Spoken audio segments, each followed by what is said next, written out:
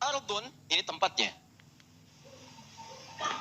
Sifatnya disebut dengan dunia. Awas, dunia itu bukan tempatnya, sifatnya disebut dengan dunia. Tahan, ini sifatnya. Dari kata dana, yadnu duluan wa dunyaan. Awas, hati-hati. Sesuatu yang sifatnya dekat, singkat, padat. Sesuatu yang dekat, singkat. Itu dana, yadnu duluan wa dunya. Sifatnya dunia. Wadanal jannataini, dan kalau anda nanti masuk surga, kata Allah, semua kenikmatannya dekat. Sambil tiduran pengen anggur, muncul anggur. Anda pengen apel, tinggal ngambil apel. Gak usah belanja, gak usah narik, gak usah pergi. Datang, tiba. Terfikirkan, muncul. Al-Baqarah, Quran surah kedua, ayat ke-25. Paling kanan sebelah atas.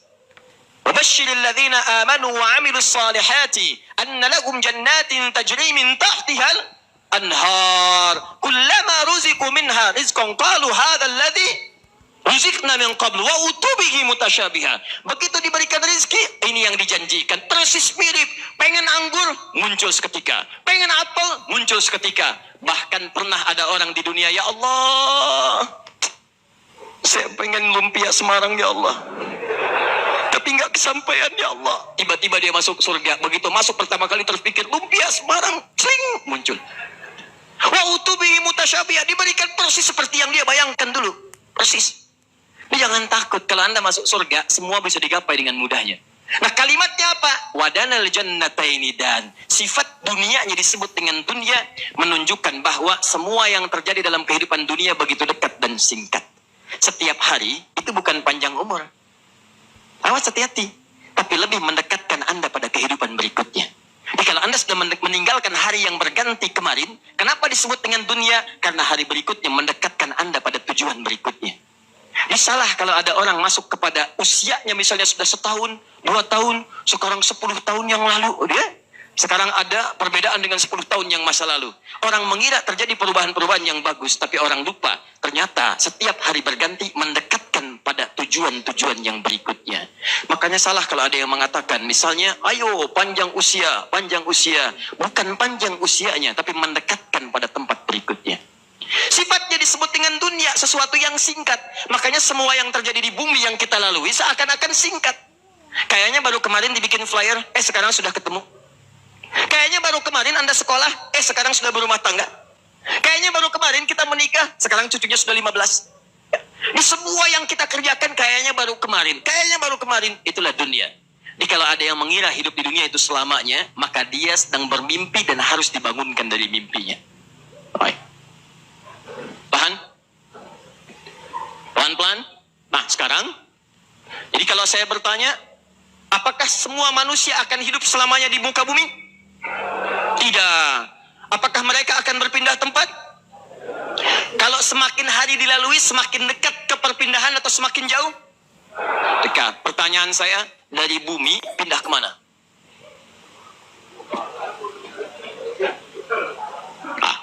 Nah, kita sepakat aja deh. Kalau belum tahu, katakan wallahu a'lam. Itu paling gampang. Malaikat ditanya, qalu subhanaka la ilma lana illa ma 'allamtana. Mereka berkata, ya Allah, kami enggak tahu, wallahu a'lam.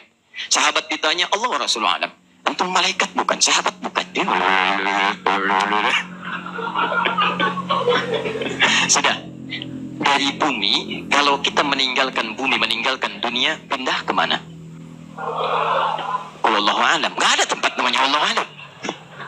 Allah Maha Tahu, tanyakan kepada Allah. Afala ya'lamu idza bu'thira ma fil, mampir kita di alam kubur. Kubur. Alamnya disebut dengan pemisah, barzakh, bainahuma barzakhul la yabghiyan. Dari alam kubur terjadi kiamat. Quran surah ke-75. Terjadi kiamat, maka kita akan berpindah ke alam yang paling akhir. Lihat sini, tahan. Ini awal papan tulis. Itu akhirnya. Akhir sabura, nihayat sabura. Lihat baik-baik. Ini dari awal, terus saya tunjukkan batas akhir. Kalau di akhir itu masih ada tempat yang lain, jalan yang lain, ruang yang lain, maka kalimatnya disebut dengan akhir. Izhab anta ila akhiril bab. Pergi ke pintu yang terakhir itu. Tapi setelah pintu itu masih ada ruang lagi. maka itu kalimatnya dalam bahasa Arab disebut dengan akhir. Tapi kalau Anda pergi ke satu tempat, di tempat itu ujungnya itu nggak ada yang lain. Idhab anta ila akhir haid. Pergi ke sini nih, sampai ke ujung tembok. Di tembok itu nggak ada lagi ruangan, nggak ada tempat lagi, tidak ada tempat berpindah, tidak ada ruang sekat lagi setelah itu. Maka tambahkan tak di ujungnya, bukan akhir, tapi tambah tak di ujungnya, akhirah. Dari sini muncul kata akhirat. Paham? Kenapa disebut dengan akhirat? Karena ini tempat yang paling akhir. Setelah ini nggak ada tempat lagi. Antum dari sini habis masanya di dunia, di bumi selesai, di buminya tuntas, cuman ada tempat lagi setelah itu, pindah mampir ke sini, kubur. Di kubur tuntas selesai, terjadi kebangkitan, nggak selamanya di sini, pindah, terakhir di sini, pindah lagi ke sini, kumpulkan. Tapi kalau antum sudah ke sini, maka Anda tidak akan pernah pindah tempat kemana-mana lagi. Karena itu Allah menyebut yang ini lebih utama, karena yang utama itu tidak akan pernah berubah. Yang utama sifatnya abadi. Kalau sementara itu bukan utama. Kalau abadi itu yang paling hebat. Jadi kalau ada sesuatu tidak lama bertahan, maka Anda akan katakan produknya kurang bagus. Handphone baru berapa lama sudah hang, ini nggak bagus nih, KW nih. Ya, beli kulkas berapa lama rusak, nggak bagus. Tapi yang bertahan lama, yang sifatnya bagus, maka Anda katakan ini yang paling hebat. Ada alam yang saat Anda masuk ke dalamnya, maka dia tidak akan berpindah-pindah, tidak berubah lagi. Selamanya abadi. Maka itu alam yang paling hebat. Disebut dengan akhirah. Maka Allah katakan, ini tempat yang pertama. Dalam bahasa Arab disebut dengan ula. Yang pertama, ula. Al-ula. Ini yang terakhir. Ini yang abadi, yang paling hebat. Maka turun kalimat langsung firman Allah. Walal akhiratu khairul laka minal. Ini tempat yang paling hebat. Sebab kalau Anda kaya di sini, kaya di akhirat, selamanya akan kaya. Karena nggak pindah-pindah lagi. Tapi kalau Anda kaya di sini, kaya nih di sini nih. Silahkan kumpulin harta sebanyak-banyaknya. Rumah seluas-luasnya, mobil seragam-ragamnya, kumpulkan silahkan. Cuman mohon maaf, saya infokan dari sekarang. Kalau Anda sudah meninggalkan ini, maka semua yang Anda bawa di kehidupan ini akan ditinggalkan pula. Jangankan ke sini pun nggak akan ikut. Karena setiap alam punya sifat yang berbeda. Silahkan ambil contoh. Ada di antara Anda orang paling kaya se-Jawa Tengah misalnya. Harta banyak, maaf, rumah mewah, mobilnya berlimpah, Ferrari ada, Lamborghini ada, Lamborghini juga ada. Ya kumpulin semua, pakaian membentang dan seterusnya. Pertanyaan saya, apakah saat meninggalkan dunia, meninggalkan bumi, apa yang dimiliki itu dibawa ke alam kubur? Demi Allah saya katakan, saya belum pernah melihat orang ada meninggal dikubur sama mobilnya. Gak ada.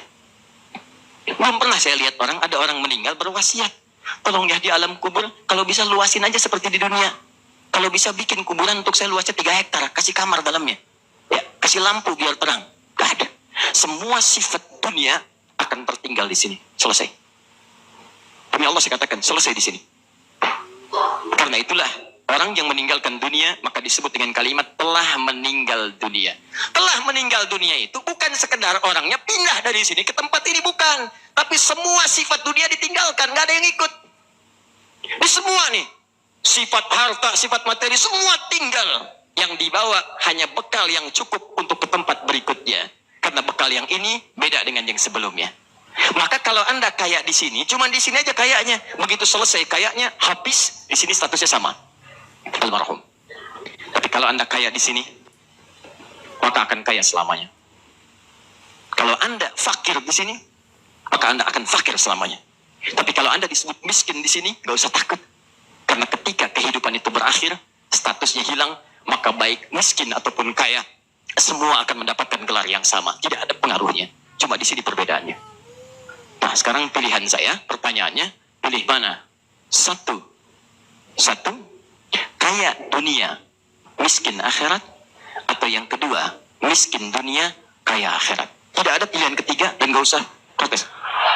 Coba 2. Kaya dunia, miskin akhirat, atau miskin dunia, kaya akhirat. 1 atau 2?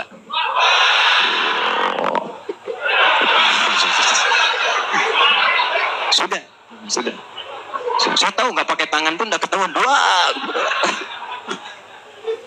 Sudah.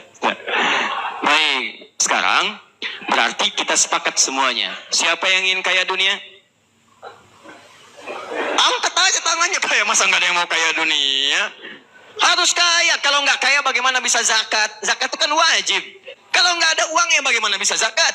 Bagaimana bisa haji, bisa umrah? Kan mesti ada bekalnya. Jelas sampai sini? Baik. Siapa yang mau kaya dunia? Masya Allah. Siapa yang mau kaya akhirat? Itu yang kita inginkan. Ya. Jadi kalau bisa ada dua, kenapa pilih satu? Ya, yang tadi, kalau bisa dunia itu kaya, akhirat kaya. Itu maksud saya. Kenapa harus tepuk tangan? Maksud saya, kalau bisa dunia kaya, akhirat kaya, kenapa mesti pilih salah satu? Paham?